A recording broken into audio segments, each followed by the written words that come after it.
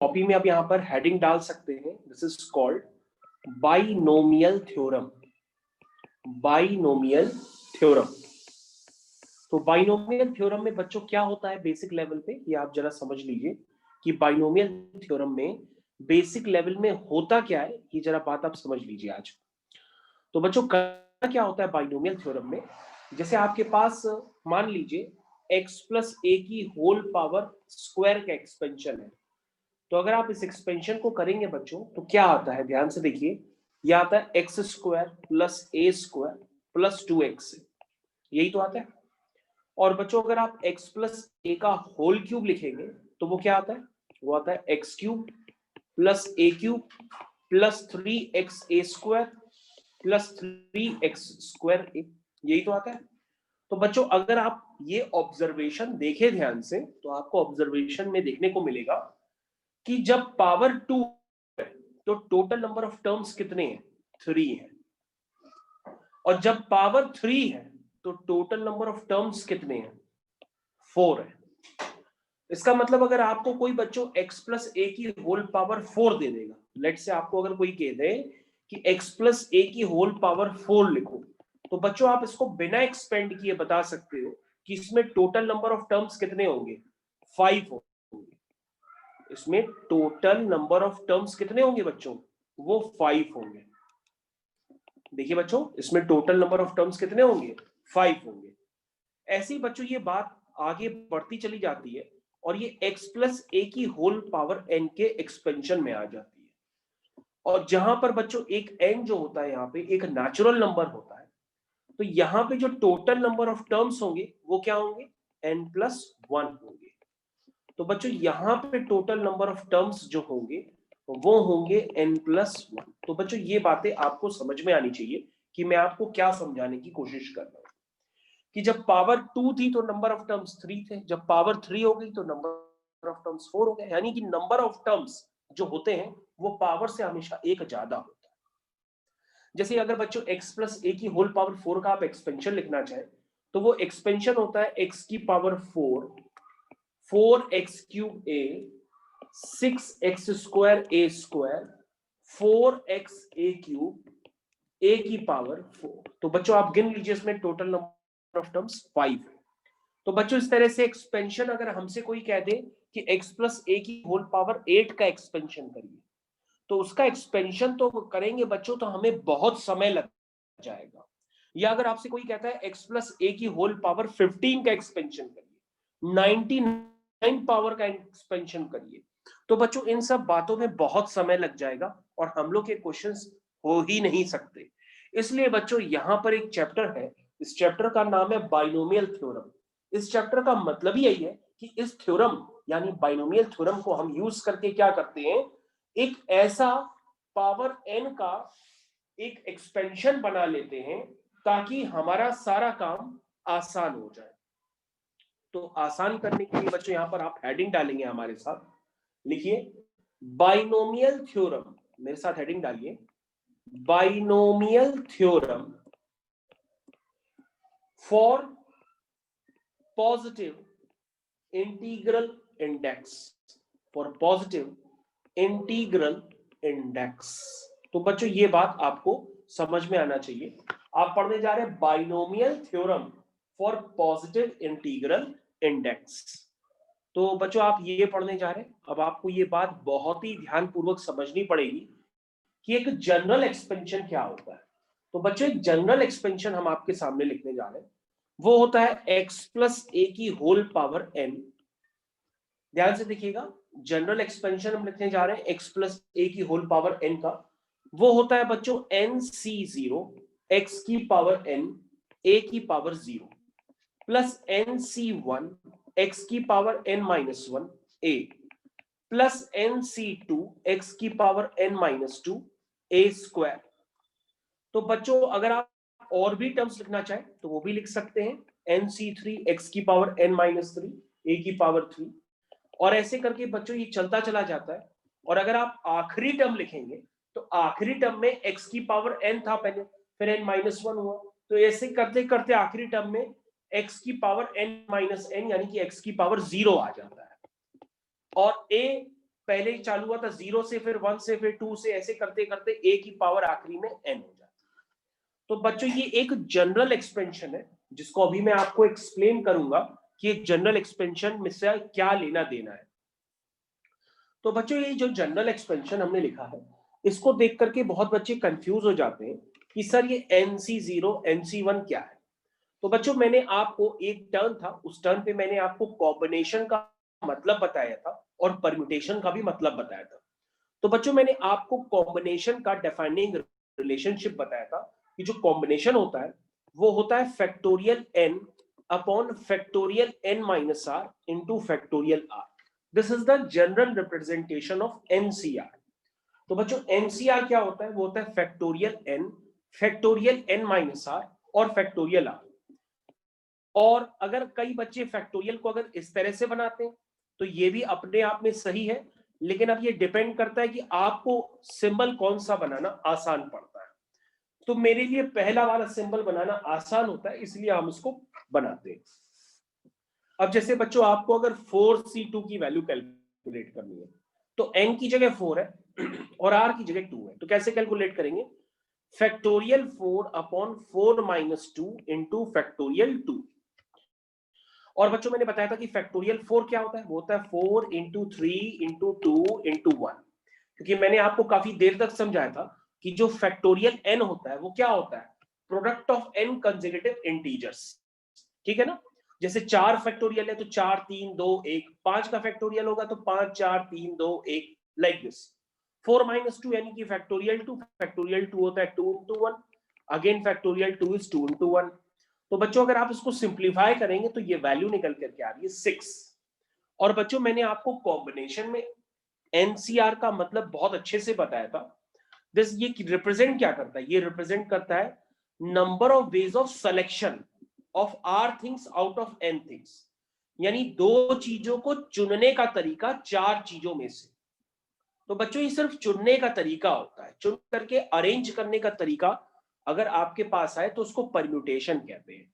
तो ये बातें मैंने आपको काफी देर तक समझाई थी, लेकिन अगर आपको नहीं पता है तो उसमें कोई प्रॉब्लम नहीं है, अभी आपको सिर्फ इतना ही यूज करना है, NCR की डिफाइनिंग रिलेशनशिप। तो बच्चों NCR क्या होता है? NCR होता है factorial n upon factorial n minus r into factorial r। और किस तरह से निकालते हैं, क्या करते हैं, ये मैंने आपको समझा दिया। अब बच्चों ये आपको स्टैंडर्ड्स में और भी बता दे रहा हूं जो आपको डायरेक्टली याद करने। कभी भी कोई NC0 दे दे तो वो 1 होता है। तो इसका मतलब क्या हुआ? मतलब आपके पास कोई 100C0 लिख दे तो वो भी 1 होगा, समझ रहे हैं? कोई 5C0 लिख दे तो भी 1 होगा, कोई 6C0 लिख दे तो भी 1 होगा। तो बच्चों NC0 की वैल्यू 1 होती है। और बच्चों कोई आपको NC1 दे दे तो NC1 की वैल्यू आप बिना कैलकुलेट किए n बता देंगे। जैसे किसी ने दे दिया 5C1 तो आप 5 बता देंगे, किसी ने दे दिया 100C1 तो आप 100 बता देंगे। उसमें ये डिफाइनिंग रिलेशनशिप लगा करके एक्सप्लेन करने की जरूरत नहीं है। और बच्चों कोई NCN दे दें तो NCN की वैल्यू 1 होती है। मतलब कोई दे दे 5C5 4C4 तो ये वैल्यूज क्या होती है? ये 1 होती है। तो बच्चों ये थोड़े से शॉर्टकट है जिसको आप यूज करके जल्दी अपने आंसर्स निकाल सकते हैं। तो बच्चों अगर आप इस एक्सपेंशन को ध्यान से देखेंगे तो उस एक्सपेंशन को मैं अब दोबारा लिखता हूं और आपको कुछ एक्सपेंशन में ऑब्जर्वेशन भी बताता हूं। सबसे पहले आप ऑब्जर्वेशन ये देखिए कि जैसे ये x और a है, इसमें x और a की पावर का आप सम करिए तो क्या आ रहा है? n आ रहा है। फिर से इधर देखिए बच्चों, x की पावर n माइनस 1, a की पावर 1, तो सम करेंगे तो n माइनस 1 प्लस 1 क्या आ रहा है? n आ रहा है। तो बच्चों यहां पे भी देखिए सम क्या आ रहा है? n आ रहा है। तो बच्चों जो भी x और a है इनकी पावर का सम हमेशा n होता है। तो ये बात आपको हमेशा के लिए याद रखनी पड़ेगी ताकि ये एक स्टैंडर्ड, या आप ये समझ लीजिए अगर आप इसको याद रखेंगे तो एक्सपेंड करना काफी आसान काम हो जाता है। जैसे बच्चों अगर हम इसको एक्सपेंड करने का और भी मेथड देखें तो हम लोग अगले पेज पे चलते हैं और इसको एक्सपेंड करते हैं। जैसे बच्चों हमने लिखा x प्लस ए की होल पावर 4, ये मैंने लिखा। तो बच्चों जैसा कि मैंने बताया था कि इसमें नंबर ऑफ टर्म्स कितने होंगे? 5 होंगे। तो पांचों टर्म लिखिए, कैसे लिखेंगे? पहले हम लिखते हैं NC0 x की पावर n a की पावर 0, तो a की पावर 0 1 होता है, उसको आप लिखिए ही नहीं। nc1 x की power n minus 1 into a, nc2 x की power n minus 2 into a square, समझ में आया?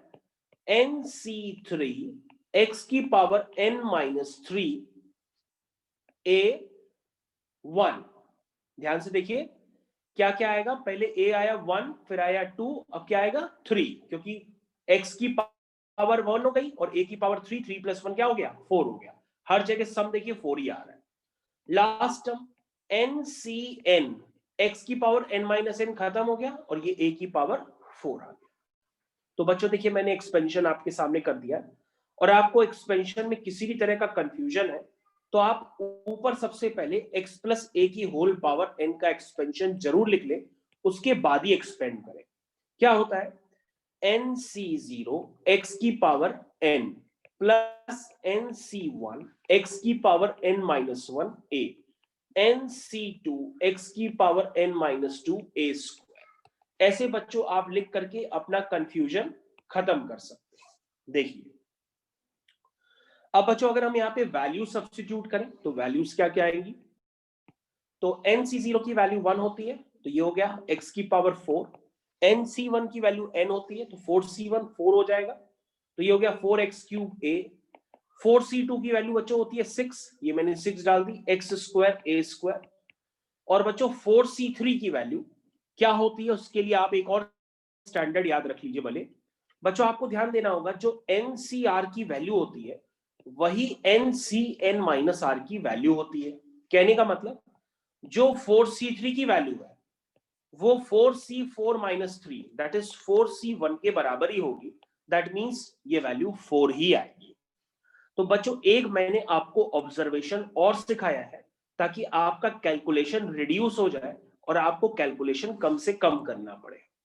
तो अब आप समझ गए होंगे कि 4c3 की वैल्यू भी क्या होगी, वो 4 ही होगी, क्योंकि 4c3 4c1 के बराबर होता है। तो बच्चों ये हो गया 4xa3 प्लस a की पावर 4। अब बच्चों जो मैंने पीछे एक्सपेंशन लिखा था आप उससे वेरीफाई कर सकते हैं, आपका बिल्कुल हूबहू वही आंसर है जो मैंने आपको लिख करके दिया है। तो बच्चों ये x प्लस a की होल पावर 4 का एक्सपेंशन ही क्यों ना हो, चाहे 5 का हो चाहे 6 का हो, बस पावर आपकी पॉजिटिव होनी चाहिए, ठीक है ना, क्योंकि ये पॉजिटिव इंटीग्रल इंडेक्स के लिए ही वैलिड है। तो बच्चों आप इसको एक बार चेक कर लीजिए फिर हमको बताइए। ठीक है बच्चों, अब हम लोग आगे क्वेश्चंस करने के लिए मूव करते हैं। चलिए अब हम लोगों को जो हम यहाँ पे एक दो क्वेश्चंस बताते हैं ताकि आपके लिए कंसेप्ट थोड़ा इजी हो जाए। जैसे बच्चों एग्जाम में क्वेश्चन आया हुआ है कि find the number of terms, find the number of terms, find the number of terms in following expansion, in following expansion। तो बच्चों एक्सपेंशन है आपका 1 plus 2x plus x square. तो बच्चों इसके एक्सपेंशन में आपको टोटल नंबर ऑफ टर्म्स बताने कितने आएंगे। तो बच्चों अगर आप इस तरह का क्वेश्चन करना चाहते हैं तो क्वेश्चन करने के लिए अगर आप यहाँ पे ऑब्जर्व करें तो ब्रैकेट के अंदर ये क्या है, तुम कहोगे सर ब्रैकेट के अंदर जो है ये x प्लस 1 का होल स्क्वायर। देखिए क्या है, x square plus 1 square plus 2x, ये क्या है x प्लस 1 का होल स्क्वायर, होल पावर 20 हो गई। दैट मीन्स बच्चों ये क्या हो गया, x प्लस 1 की होल पावर 40 हो गई। क्या हो गई 40 हो गई। और बच्चों चाहे आप इसको 1 प्लस एक्स की पावर 40 लिख के एक्सपेंड करिए, चाहे x प्लस 1 की पावर 40 लिख करके एक्सपेंड करिए, किसी से भी करिए आंसर सेम आएगा। तो बच्चों अगर आप इसके टोटल नंबर ऑफ टर्म्स लिखने चाहें तो टोटल नंबर ऑफ टर्म्स कितने होंगे, वो उसके 41 होंगे। कितने होंगे 41। तो टोटल नंबर ऑफ टर्म्स बच्चों उसके होंगे 41। और बच्चों अगर आप इसका एक्सपेंशन करना चाहें तो आप इसका एक्सपेंशन भी कर सकते हैं। देखिए मैं आपको करके दिखा रहा हूं, चाहे आप इसको 1 प्लस एक्स लिखिए चाहे जैसे भी लिखिए एक सेम। देखिए कैसे करेंगे बच्चों, nc0 अब बच्चों n की जगह क्या है, n की जगह 40 है, तो आप क्या लिखेंगे 40 C0। x की जगह बच्चों क्या है 1 है, तो 1 की पावर बच्चों कुछ भी करते रहो वो तो 1 ही रहेगी, प्लस nc, तो बच्चों n की जगह क्या है 40, तो nc1, ध्यान से देखिए nc1, फिर x की पावर n-1, x की जगह 1 है तो उससे कुछ होएगा ही नहीं, सिर्फ आता है a की जगह x है। तो बच्चों अब आप इसके टर्म्स लिखना तो एटलीस्ट समझ गए होंगे कि इसके टर्म्स हम किस तरह से लिख रहे हैं, nc2 x की पावर n-2 a स्क्वायर। तो बच्चों इस तरह से आप इसके 41 टर्म्स लिखते रहेंगे और लास्ट टर्म आएगा 40c40 x की पावर 40। तो बच्चों ये इसके टर्म्स होंगे जिसको मेरे को लिखना नहीं था, लेकिन हमको यहाँ पे बताना था टोटल नंबर ऑफ टर्म्स। तो टोटल नंबर ऑफ टर्म्स हमेशा पावर से एक ज्यादा होते हैं, तो 40 पावर है, तो टोटल नंबर ऑफ टर्म्स होंगे आपके 41। तो आप इसको अभी भी चेक कर लीजिए, कोई डाउट है तो आप इसको आराम से हमसे पूछ सकते हैं। तो अब हम लोग बच्चों नेक्स्ट क्वेश्चन की तरफ जा रहे हैं। नेक्स्ट क्वेश्चन, सभी बच्चे अपनी कॉपी में इस क्वेश्चन को नोट करेंगे। पहले क्वेश्चन है बच्चों, ध्यान से देखिए क्वेश्चन मैं लिखने जा रहा हूं। क्वेश्चन है बच्चों इस तरह से एग्जाम में आएगा, using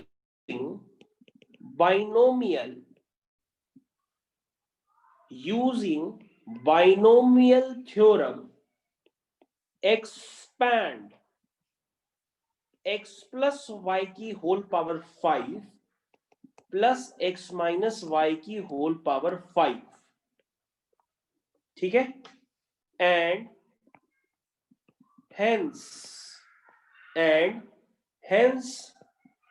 find the value of √2 plus 1 की होल पावर 5 प्लस √2 minus 1 की होल पावर 5। तो बच्चों आपके सामने मैंने ये क्वेश्चन लिख दिया है, अब आप देखो उसको समझ पा रहे हो कि नहीं समझ पा रहे हो आप। तो बच्चों आपको जो वैल्यू निकालनी है वो आप डायरेक्ट नहीं निकाल सकते, पहले आप एक एक करके एक्सपेंशन को कंसिडर करिए। जैसे बच्चों आपके पास x प्लस वाई की होल पावर 5, तो उसके टोटल नंबर ऑफ टर्म्स 6 होंगे, तो वो 6 टर्म्स क्या होंगे वो पहले आप लिखिए, ठीक है। तो पहले बच्चों इस तरह से क्वेश्चन को करना है, तो सबसे पहले हम क्या करेंगे, x प्लस वाई की होल पावर 5 को कंसिडर करते हैं। कैसे लिखेंगे, nc0 x की पावर n, nc1 x की power n-1 into a, nc2 x की पावर, अब मैं आपको समझा नहीं रहा, आप भी लिख सकते हो डायरेक्ट, ये 3 हो गया, और यहां पर a की जगह y है तो y को आप लिखेंगे y की पावर 2, 5c3 x की पावर बच्चों कम होती चली जाएगी, y की पावर बढ़ती चली जाएगी, लेकिन सम उसका n यानी 5 के बराबर ही होगा, तो ये 2 हो गया, ये y3 हो गया। समझ में है? इस तरह से बच्चों आप लिखते चले जाइए, 4 5 6। तो बच्चों अब आपका पांचवा टर्म मैं लिख दे रहा हूं, पांचवा टर्म आपका है 5c0 c1 c2 c3, अभी होगा c4 x y की पावर 4 प्लस 5c5 x गायब हो गया, y की पावर 5। तो बच्चों ये इसका एक्सपेंशन, आप इसके एक्सपेंशन को जरा अभी ध्यान से देख लीजिए, कोई डाउट है तो आप पूछ लीजिए।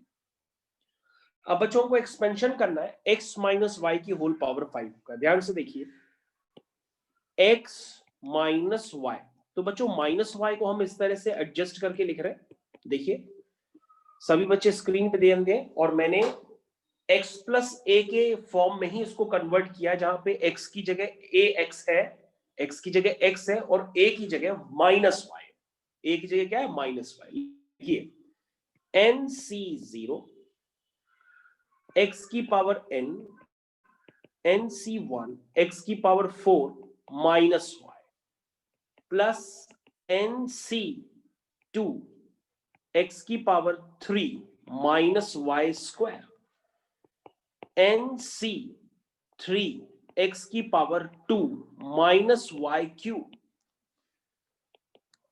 NC4, ठीक है, x की पावर क्या आएगा, 2 से हो गई पावर 1, अब आएगा -y की पावर 4, ठीक है, प्लस 5C5 -y की पावर 5, ठीक है।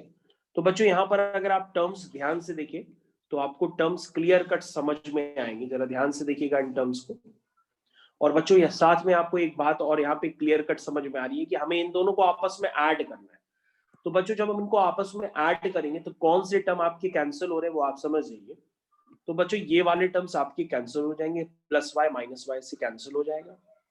उसके बाद बच्चों एक ये वाला टर्म और ये वाला टर्म भी कैंसिल हो जाएगा। उसके बाद बच्चों ये वाला टर्म और ये वाला टर्म यानी आखिरी आखिरी के टर्म्स भी कैंसिल हो जाएंगे। तो बच्चों ओवरऑल ऐड करने पर आएगा क्या, आप वो लिखिए फाइनली, यानी x प्लस वाई की whole power 5 plus x minus Y की whole power 5 is equal to 2 times, तो 2 टाइम्स क्या आएगा, 5c0 x की power 5 plus 5c2 x3y square, उसके बाद 5c4 xy4, ध्यान से देखिए, प्लस और बच्चों कोई टर्म बचा 5c4 xy की पावर 4 और कोई टर्म नहीं बचा है। तो बच्चों 1 2 3 तीन ही टर्म बचे, तो वो तीनों टर्म मैंने आपके सामने लिख दिए। अब ब्रैकेट में क्लोज कर देता हूं, ये ब्रैकेट मैंने क्लोज कर दिया। अब बच्चों अगर आप ध्यान से देखें तो ये क्वेश्चन अब यहाँ पे खत्म होने की कगार पे है, इसको आप सही ढंग से वैल्यूज वाइज लिख दीजिए। NC0 की वैल्यू होती है 1, तो ये बच्चों हो गया x की पावर 5। और बच्चों अगर आप 5C2 को कैलकुलेट करेंगे, 5C2 को आप कैलकुलेट कर लिए, जो मैंने आपको बताया NCR is equal two factorial n minus r factorial r। तो 5C2 की वैल्यू बच्चों 10 होती है, इसको आप लर्न ही कर लें, वो भी सीखे। और 5C4 बच्चों 5C5 माइनस 4 के भी बराबर हो सकता है, यानी कि 5C1 के बराबर होगा और 5C1 की वैल्यू 5 ही होगी। तो आप देखिए मैंने इसका एक्सपेंशन में वैल्यू सारी पुट कर दी है। तो बच्चों अब जो आपको निकालना है उसकी तरफ ध्यान दीजिए, आप क्वेश्चन की तरफ अपने ध्यान दीजिए दोबारा।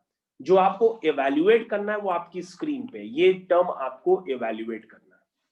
तो देखिए बच्चों किस तरह से इवैल्यूएट करेंगे आप, आपको निकालना है √2, आपको निकालना है √2 प्लस 1 की होल पावर 5 प्लस √2 माइनस 1 की होल पावर 5, ये निकालना। तो बच्चों एक बार से क्लियर है यहाँ पे कि x की जगह क्या काम कर रहा है √2 और y की जगह क्या काम कर रहा है 1। तो x की जगह √2 और y की जगह 1 डाल देंगे तो हमारे पास इसकी वैल्यू निकल करके आ जाएगी। तो ये हो गया बच्चों √2 की पावर 5 प्लस 10 टाइम्स √2 की पावर 3, और ये तो 1 ही है तो 1 का स्क्वायर करिए या ना करिए ये तो आपके अपन है। 5x, x आपका है √2 और 1 की पावर 4 तो 1 ही होता है। तो बच्चों ये वैल्यू कैलकुलेट होकर के आ गई। अब बच्चों इसको आप सिंप्लीफाई कर लीजिए, जब आप सिंप्लीफाई करेंगे तो √2 की पावर 5 का मतलब क्या हुआ, √2 करके 5 बार है, तो √2 हो गया 2, फिर √2 हो गया 2, 2 जा 4, तो ये हो गया 4√2। समझ में आया? उसी तरीके से √2 यानी 10 2 जा 20, 20 √2, और ये बच्चों हो गया 5√2। इसको आप देखिए बच्चों कितना आ रहा, दिस इज 20 प्लस 4 24 और 24 प्लस 5, 24 प्लस 5 कितना हुआ 29, ये हो गया 29√2 और 29 को 2 से मल्टीप्लाई करेंगे तो आ जाएगा 58√2। तो बच्चों ये आपका आंसर होगा। अब आप इसको चेक कर लीजिए। तो ठीक है बच्चों, अब हम लोग आगे कंटिन्यू करते हैं, और आपकी स्क्रीन पे जो लिखने जा रहे हैं वो आपको भी लिखनी है, हेडिंग डालनी है, सभी बच्चों को हेडिंग डालनी है general term in a binomial expansion.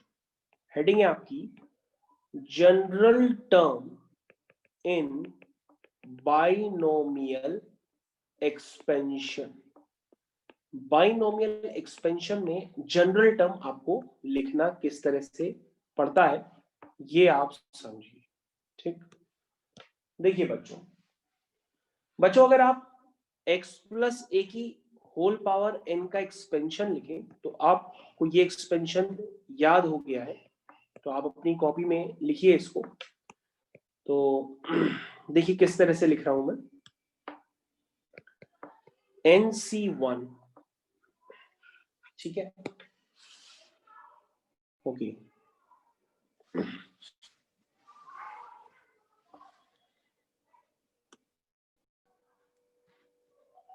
तो सभी बच्चे इस एक्सपेंशन को अब तक लिख चुके होंगे। तो इस एक्सपेंशन को आपको लिखना था, आपने अब तक लिख लिया होगा।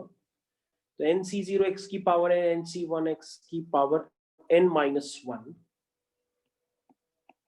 a, NC2 x की power n-2 a square, NC3 x की पावर n-3 a क्यूब। इस तरह से बच्चों आप इसको लिखते चले जाइए तो NCN a की पावर n हो जाए। तो बच्चों ये इसका एक्सपेंशन है, जनरल एक्सपेंशन, आप समझ गए होंगे। तो बच्चों अब हमको इसको एक इसका जनरल टर्म निकालना है समेशन के टर्म्स। जरा ध्यान से देखिए। तो बच्चों इसका अगर आप फर्स्ट टर्म देखें तो फर्स्ट टर्म क्या है, NC0 x की पावर n a की पावर 0। दूसरा टर्म क्या है, NC1 x की पावर n-1 a की पावर 1। तो बच्चों अगर आप इन टर्म्स में अगर आप सिमेट्री देखें तो ये आपका फर्स्ट टर्म है। ध्यान से देखिए, आपका फर्स्ट टर्म कहां है, ये आपका फर्स्ट टर्म है, ये आपका सेकंड टर्म है, ये आपका थर्ड टर्म है। तो अगर आप इनको ध्यान से देखेंगे तो आप एक जनरल टर्म लिख सकते हैं। जनरल टर्म का मतलब, ध्यान से देखिए मैं लिख रहा हूं, this is called NCR x की पावर n-r a की पावर r। आप इसमें r की जगह 0 डालिए तो देखिए पहला टर्म आ जाएगा, r की जगह 1 डालिए, ठीक है, तो देखिए ध्यान से देखिए, r की जगह इसमें 1 डालिए, दूसरा टर्म आ जाएगा, ठीक है ना। r की जगह इसमें 2 डालिए, तीसरा टर्म आ जाएगा। तो बच्चों आपको ये बात क्लियर होनी चाहिए कि ये एक जनरल टर्म मैंने लिखा है। इसको मैं इस तरह से भी लिख सकता हूं, समेशन लगा सकता हूं और लिख सकता हूं r जा रहा है 0 से लेकर के r जा रहा है n तक। तो आप r अगर n तक डालेंगे तो सारे टर्म्स को हम इस समेशन से भी रिप्लेस कर सकते हैं। तो बच्चों x प्लस a की पावर होल पावर n को हम लोग इस तरह से भी लिख सकते हैं। आप इसको चाहे क्रॉस चेक कर लीजिए, आपको समझ में आ जाएगा। n की वैल्यू, r की वैल्यू एक बार 0 डालिए, फिर 1 डालिए, फिर 2 डालिए, फिर 3 डालिए, आपको समझ में आ जाएगा।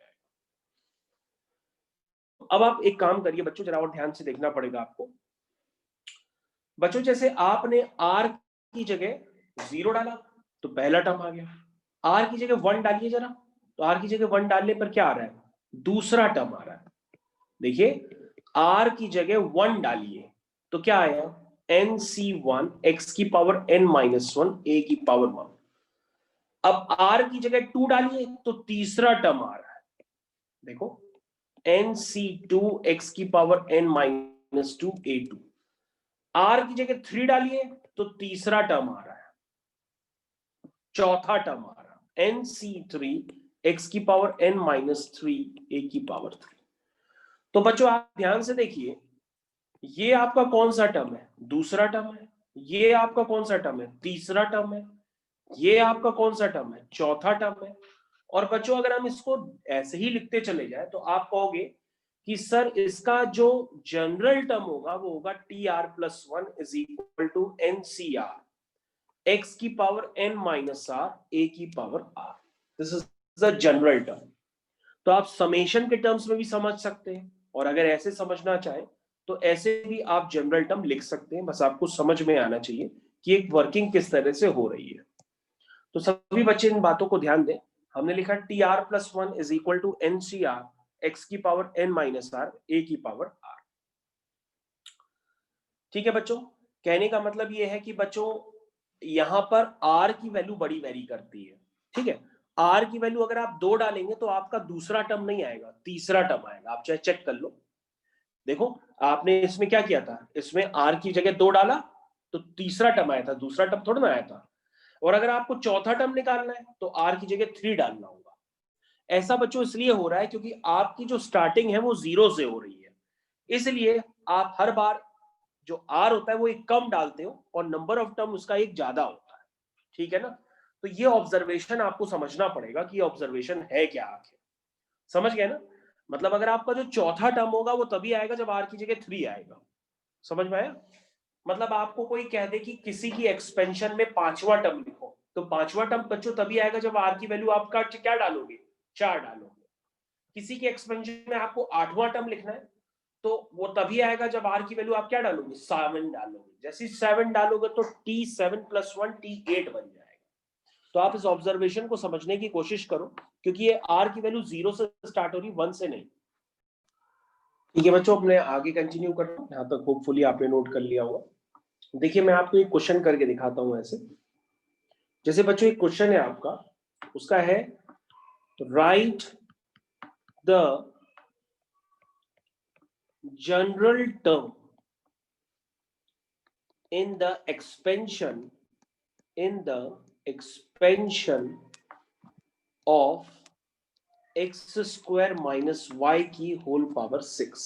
ध्यान दीजिए बच्चों, x स्क्वायर माइनस y की होल पावर 6 करके दिया है कुछ, x स्क्वायर माइनस y की होल पावर 6 करके कुछ गिवन है। आपको इसका जनरल टर्म लिखना है। तो जनरल टर्म आप कैसे लिखेंगे वो आपको देखना है। तो बच्चों अगर आप इसको x प्लस ए की होल पावर n से कंपेयर करेंगे तो ये x की जगह x स्क्वायर है और a की जगह माइनस y। ठीक है, तो बच्चों आप समझ गए होंगे कि इसमें x तो x की जगह है, लेकिन a की जगह क्या है, a की जगह माइनस y है। ठीक है, समझ गए ना? तो बच्चों x प्लस ए के होल पावर n का जनरल टर्म क्या होता था, आप लिखते थे T R plus 1 is equal to N C R X की power n minus R A की पावर। यही तो मैंने बताया ऊपर देखो। और अभी हमने बताया कि अगर मेरे को इसका जनरल टर्म लिखना हो तो उसका क्या मेथड होगा। जनरल टर्म मतलब कि वो सारे टर्म्स को कवर कर ले जाए। तो वो कैसे लिखेंगे, आप लिखेंगे T R plus 1 is equal to, R कहां से जाएगा, ध्यान से देखिए, आर 0 से लेके 5 तक जाएगा, क्योंकि आर की वैल्यू जैसी 5 पड़ेगी। समझ गए ना? चलिए देखिए, तो बच्चों उसको लिखना स्टार्ट करिए। कैसे लिखेंगे general term, this is N C R X की पावर n माइनस आर, समझ गए, इंटू ए की पावर r। तो बच्चों ये बात आपको समझ में आना चाहिए कि इसके एक्सपेंशन का जो जनरल टर्म है वो हम लोग कुछ इस तरह से लिखेंगे। अब इसको आप सिंप्लीफाई करना चाहे तो आप सिंप्लीफाई कर सकते हैं। दिस इज 6CR, ये तो एज इट इज रहेगा, और x की पावर हो जाएगा 2 6 12 माइनस 2r, माइनस y की होल पावर r है तो उसको -1 की पावर r इंटू y की पावर r भी लिख सकते हो। तो बच्चों ये आपका जनरल टर्म हो गया, इस एक्सपेंशन का जनरल टर्म। कहने का मतलब इसमें r की जगह आप 0 डालोगे तो पहला टर्म आ जाएगा, समझ गए, r की जगह 1 डालोगे तो दूसरा टर्म आ जाएगा। अब आप अगर और भी समझना चाहते हो तो मैं अभी आपको और भी क्वेश्चन बता रहा हूं, देखिए। जैसे मैंने लिखा, क्वेश्चन है आपके पास, find the 10th term, find the 10th term in binomial expansion of 2x square plus 1 by x की होल पावर 12। तो बच्चों इसके एक्सपेंशन में आपको 10वां टर्म लिखना है। कैसे लिखेंगे देखिए। अब बच्चों 10वां टर्म लिखने के चक्कर में हम इसको एक्सपेंड करके थोड़ी नहीं, ऐसा थोड़ा ना करेंगे कि हम इसको एक्सपेंड करेंगे, इसके 13 टर्म लिखेंगे, क्योंकि टोटल नंबर ऑफ टर्म्स इसके कितने होंगे, 13, और 13वां में फिर हम 10वां टर्म बताएंगे कौन सा है, इसमें तो बहुत समय लग जाएगा, ऐसे थोड़ा ना करेंगे। अब अगर हम जनरल टर्म लिखना जान चुके हैं तो हमें 10वां टर्म लिखना है, तो पहले हम जनरल टर्म लिखते हैं। तो कैसे करेंगे बच्चों उसको, सबसे पहले करने के लिए हम यहाँ लिखेंगे आंसर, और सबसे पहले x प्लस ए की होल पावर n को याद करेंगे और इसका जनरल टर्म लिखेंगे। This is T R plus 1 is equal to N C R X की power n minus R A की पावर r। तो बच्चों अगर आप ध्यान से देखिए तो यहाँ पे x की जगह 2x स्क्वायर है और a की जगह 1/x, तो ये बात आपको समझ में आना चाहिए।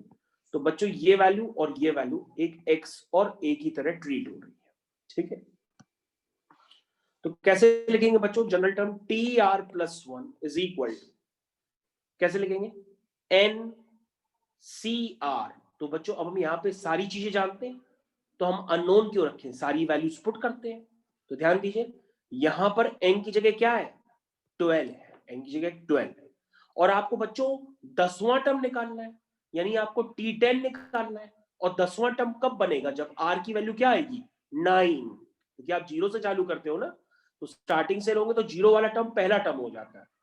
तो 10वां टर्म कब बनेगा, जब r की वैल्यू क्या हो जाएगी 9 हो जाएगी। तो 9 + 1 ऑटोमेटिकली वो क्या बन जाएगा, 10वां टर्म बन जाएगा।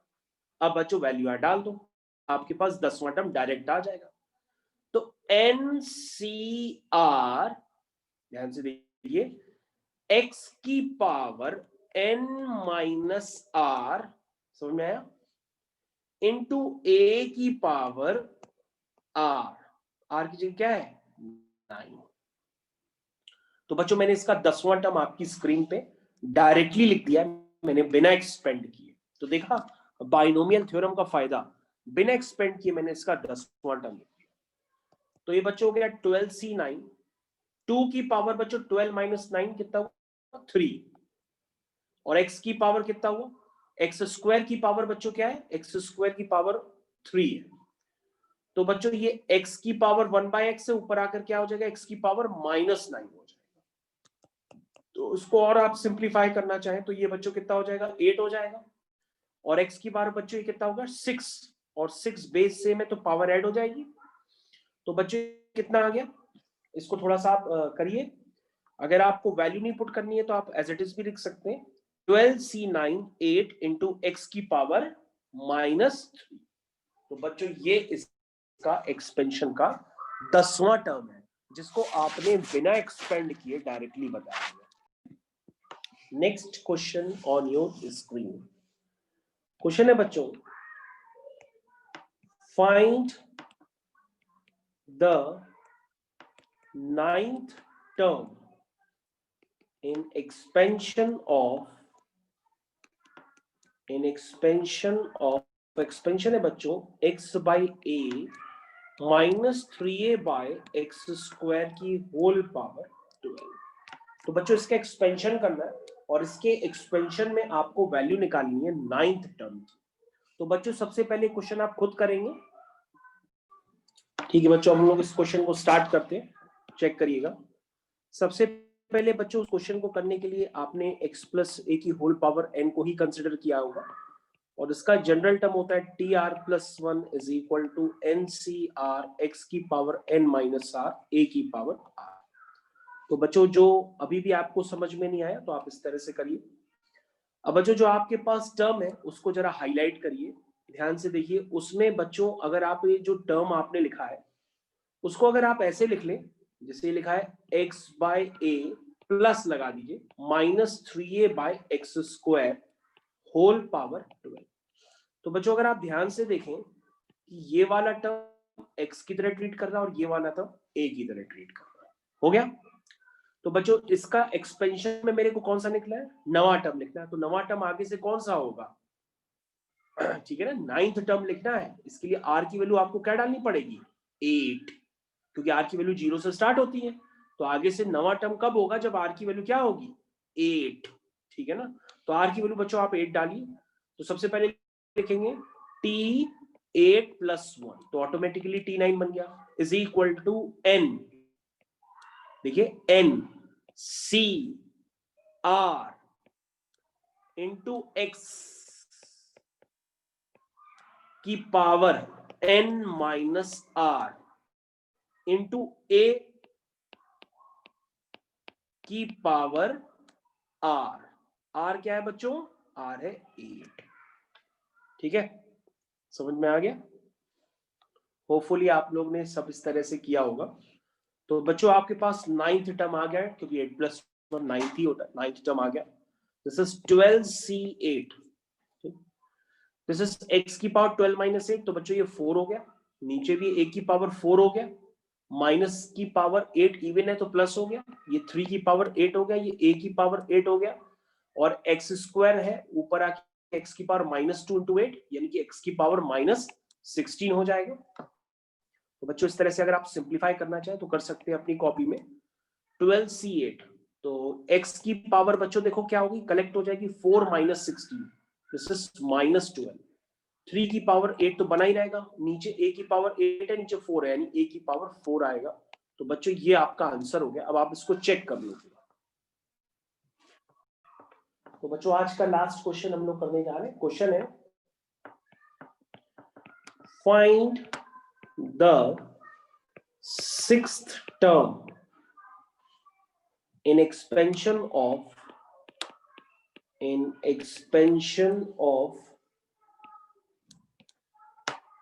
4x by 5 minus 5 by 2x whole power 9। तो बच्चों इसके एक्सपेंशन में आपको 6th टर्म लिखना है। तो काफी आसान है, अब आप तो कर सकते हैं कॉपी में अपने खुद से। आप इसको लिखोगे ये x की तरह ट्रीट कर रहा है, ये a की तरह ट्रीट कर रहा है ना। तो बच्चों ये हो गया x प्लस a हो गया। तो कैसे एक्सपेंड करोगे, लिखोगे 6th टर्म चाहिए, तो t5 + 1 is equal to power में क्या है बच्चों 9 है, ठीक है। तो कैसे लिखोगे NCR x की power n - r into a की पावर r, ये हो गया बच्चों, ठीक है। अब ये तो आपके ऊपर है, आप उसको सिंप्लीफाई कर पा रहे हो तो ठीक है, वरना ऐसे भी छोड़ सकते हैं। तो 4 की पावर 9 - 5, 9 - 5 कितना होता है 4 होता है। तो 4 की पावर 4 हो गया, x की पावर 4 हो गया, नीचे 5 की पावर 4 हो गया। माइनस की पावर ऑड है तो क्या हो जाएगा, ऑड होने के केस में माइनस बाहर आ जाएगा।